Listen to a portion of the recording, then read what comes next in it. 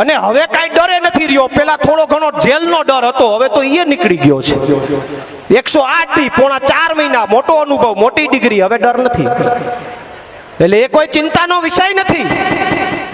પણ આશીર્વાદ લઈને નીકળી રહ્યો છો તો મને વિશ્વાસ છે કે એની તાકાત મોટી હોય છે. અને એનાથી મોટી તાકાત અત્યારે હું ઈશુદાનભાઈ મનોજભાઈ લઈને આવ્યા છીએ કે અમે સોમનાથ દાદાના ચરણોમાં નતમસ્તક વંદન કરીને આ યાત્રાની શરૂઆત કરી છે. સોમનાથ દાદાના ચરણોમાં નતમસ્તક વંદન થઈને યાત્રાની શરૂઆત કરી છે. અરે ભગવાન ચંદ્ર, આપણો ઇતિહાસ છે કે ભગવાન ચંદ્રને જ્યારે શ્રાપમાંથી મુક્તિ મેળવવી હતી ત્યારે એને સોમનાથ મંદિરમાં તપ કરેલું, પ્રભાસ ક્ષેત્રની અંદર તપ કરેલું.